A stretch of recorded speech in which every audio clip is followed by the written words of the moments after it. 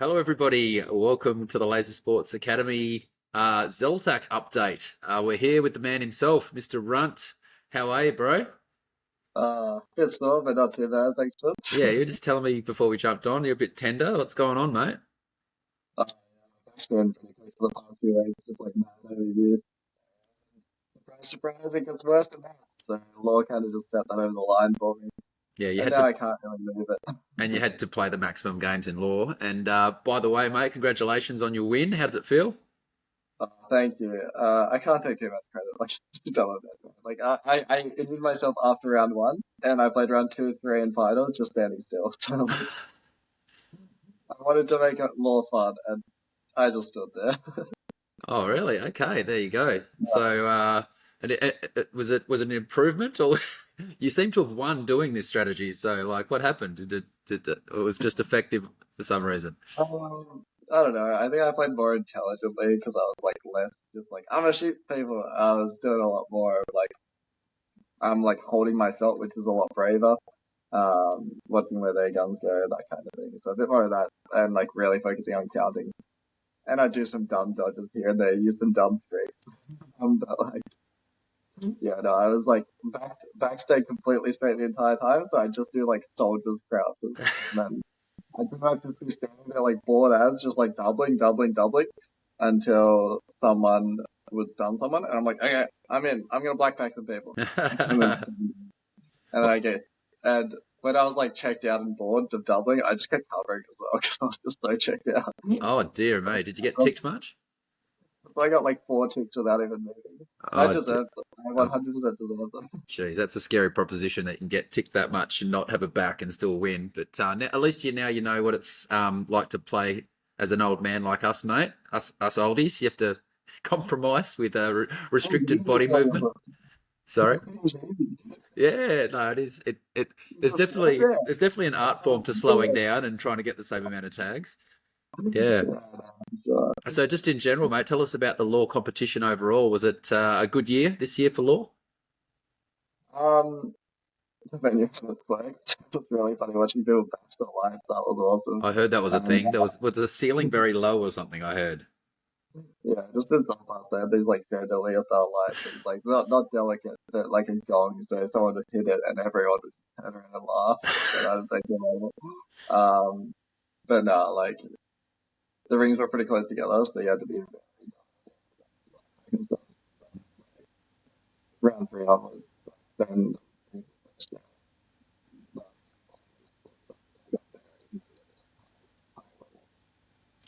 yeah, Yeah, it good. was a good year. I think H2 does a lot of good for law.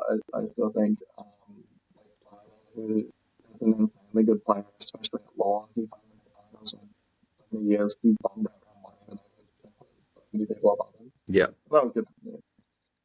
Yeah, I mean, I'm not a law player, but I'm really pleased to see that. I know it's definitely gone up the cred rankings in my books just based on H2 and like, yeah, it really requires some skills now. Like you can't, it's not just a double fest anymore. Like you can keep people down a bit more, and yeah, it's really really. I'm sure it's a lot more fun to play for people who are right into law. It's definitely better, but make no mistake, it's still 90% doubles. I pressure that because it's my favorite. I feel like I've got more credit in that personal opinion because I got a trophy. So now I can be like, All yeah, right. I won it, now bid it. Like, you Yeah. know? Listen to this guy. All right. No. All right, mate. Well, tell us about the Vikings. How are you guys going so far? Yeah, I'm pretty good. First loss today. Oh, That who'd you was lose to? good. Catalyst. Yeah, no, like that was good. We hadn't been able to play Catalyst at all of training or anything. And like, yeah, finally got to verse them. It was crazy. But so many shots into faces. Oh, what? I did over and over again, and they just kept shooting bases and won because of it. Like I just did I won, and the other one would be straight away shots in. So they won like by like 10k just like, purely on bases when we were up like 6k on pack or something. It just kept on. I got seven denials myself on them. They just Oh. kept shooting and just won because of it. So they just base race and just split the base race. That's their game, and they're bloody good at it. So And they what can, did they outbase you by in the end? I don't know, they got lost. So We got they outbased you by like four bases, but you guys were only a few K behind, kind of thing. Is that what happened?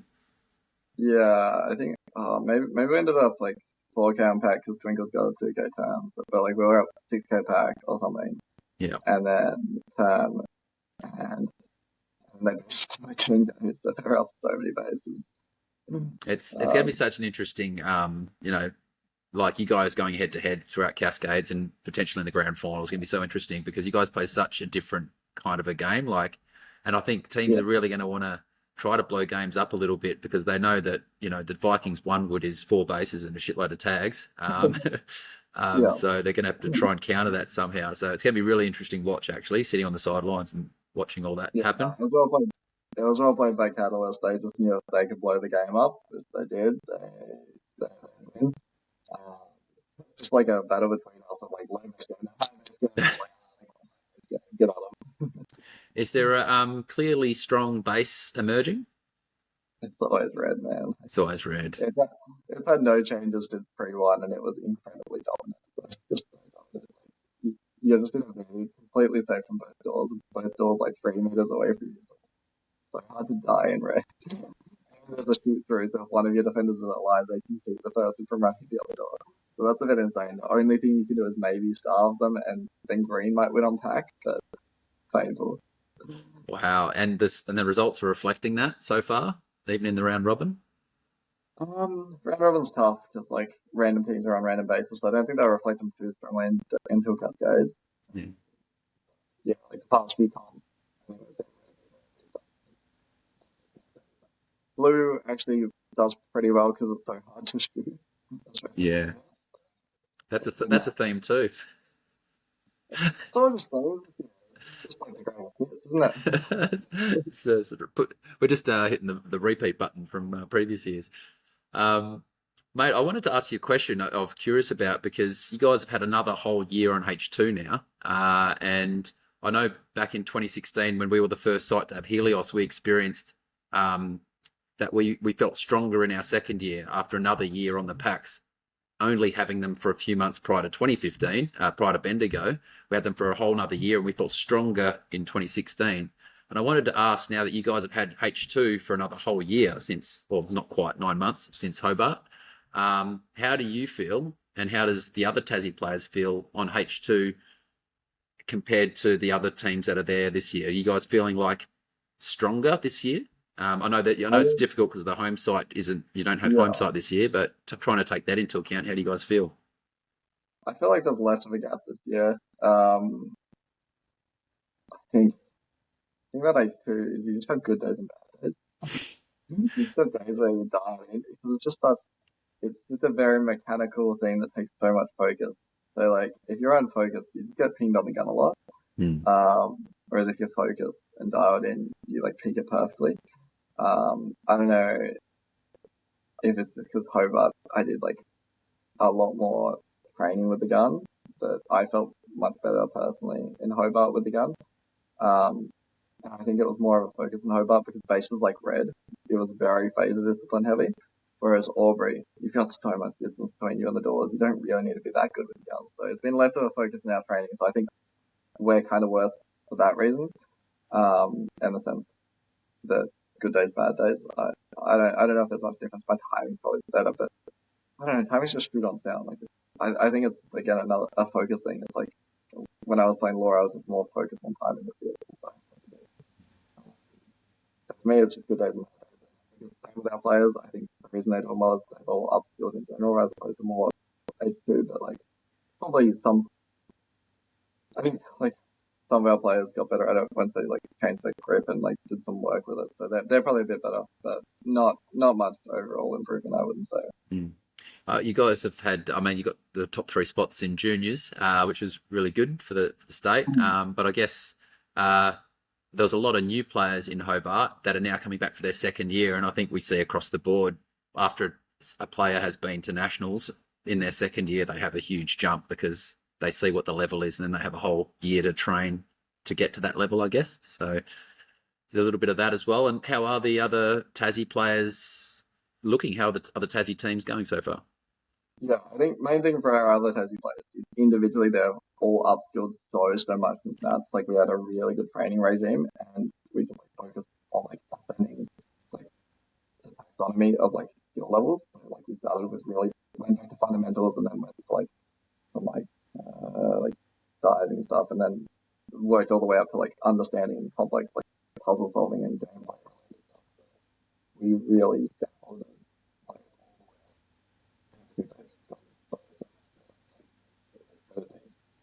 they're just individually so much better now. Like when we played home, we struggle like individually. Like you go to their base and they've got a 2-man and they'll just put you on the ground.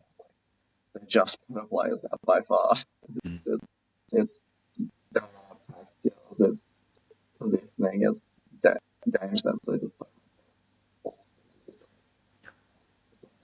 yeah, we'll see. I can a lot. Yeah. So exciting for you guys because having the 3 strong teams to train against is just takes everything to another level, including for the marquee team being the Vikings. Yeah, like you guys are really set now for a long stretch of high performance, which is great for the scene. I've been training with 3 strong teams for a long time. Oh, really? Okay. They know they get 14 games. And when we did like 13, 14 players with like new players. Mm. It's less intense than it was before Hobart, but I can now. Love that. And do you have about as far as what you've seen so far in the comp? What have you seen in terms of other teams? Is there any teams that have impressed you, or and of the top teams, have you got an early prediction for who might be competing for the grand final and in the grand final? At the moment, it still feels like us and Catalyst are the top 2. The other teams feel a good deal behind currently. I know that Gutman has changed a lot throughout Cascade because they're going to get a lot better at versing us. And right up to that level, like every team not to be able to the difference in gameplay levels of the 2 teams. Bloody intense. Overwhelmed. Keep doing nothing. Mm. Yeah, good. Okay. Not much has changed in that space. Yeah, and the teams below us keep dropping weird games. Like, I don't know, like Dawn, for example, who would be a strong team, Eclipse, Archangels. They're all just dropping to like 15 seeded teams or something. They're just dropping random games. Yeah. Mm. So what I'm saying is like currently what's happening is it's a bit of a jumble right along. Yeah. Cool. All right, mate. And the other thing that happened today is we had doubles, just round 1, I'm led to believe. How did doubles play this year? It's only been like 16 per game. A lot of teams put out beforehand. And it's a very big maze. So it feels very empty. Because of that, we saw in most years, if you're finished, you'd won the game. Like you'd top 2 if you got all 6 bases. But in this maze, it's been like the top 4 or 5 teams have been getting 6 bases. So it's a packed game, which is really interesting because the early denials that normally you just go, it's only a few shots of denials, I'll farm them back later. Or like, we'll just get 6 bases and they won't matter in the scheme of things at all. They're really coming back to bite teams in the ass later on. Like, you watch teams, they get on all 6 bases done in like 4 minutes, but they cop 3 shots worth of denials. And then when the other teams finally catch up later because everything's finished in their bases, those denials are different. Mm. That's interesting. So are they going to be now putting back to 8 teams per game now that they're into round 2?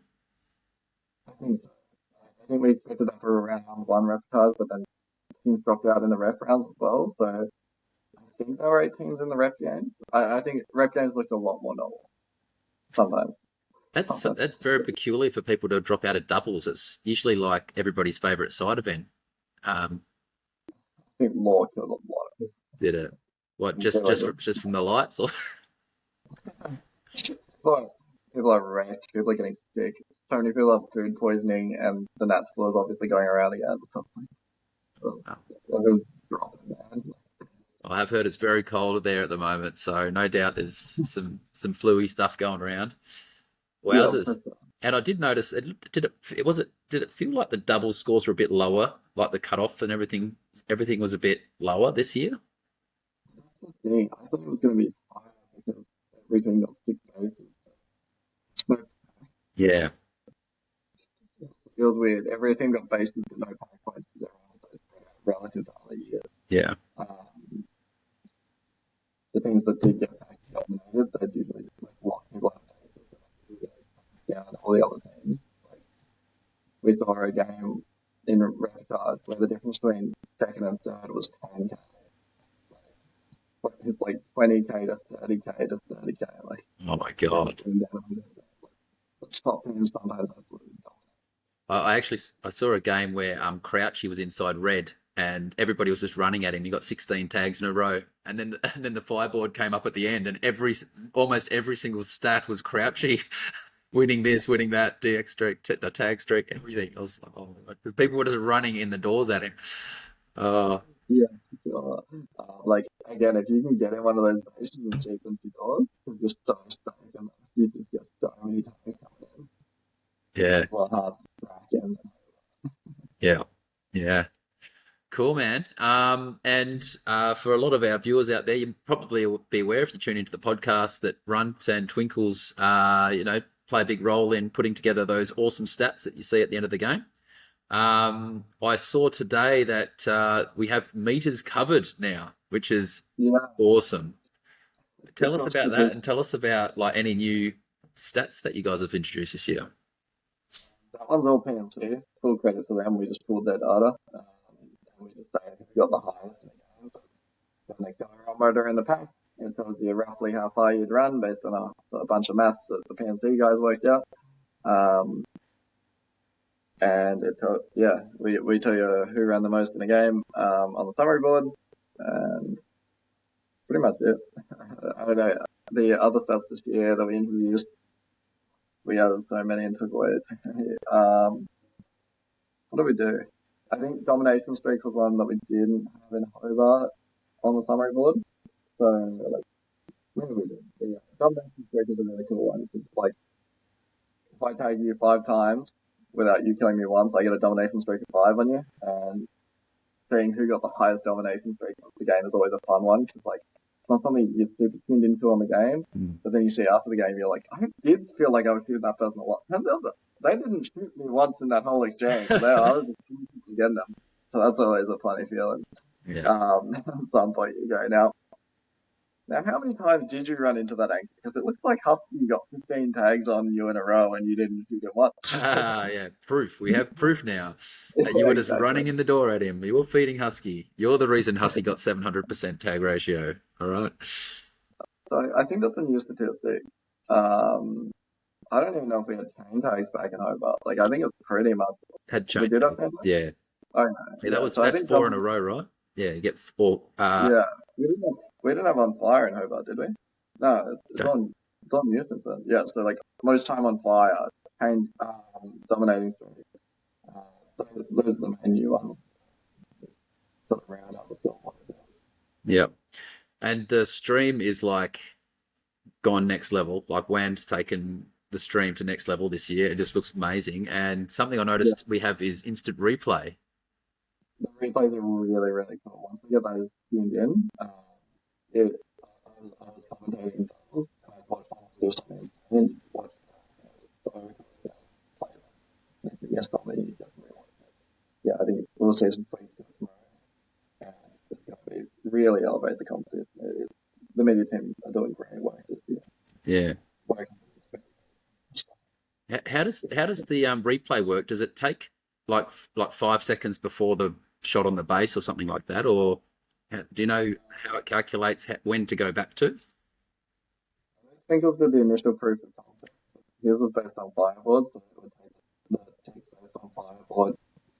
Um, yeah, the events from fireboard has the data of the Yeah. 5 seconds, 4 seconds. I know they've completely rebuilt it, so I'm not sure how it works now, but yeah, it simply takes game events and then stores the files, and then it stores the most recent text. Yeah. Okay. Or denial, I think, which is really good as well. Yeah. Yeah, because I did notice all the instant replays I saw were all around base destroyers. So I assumed it had something to do with the base event happening, and then they take a certain amount of time prior to that. Yeah. Yeah. Yeah, it's really cool. And yeah, we've got triples tomorrow, mate. Looking forward to that. Huh. I'm gonna be sitting in the back of my team, watching them do all the work and trying to do as little as possible. We're gonna do the bare minimum to get through because I'll deal with playing what else is as much as I can there. Well, lucky for you, it's triples a limb, so it's same as Hobart. We're playing eliminator with a triple, so you can actually sit there and do very little if you need to. Yeah, exactly what I played a lemon Hobart with like some.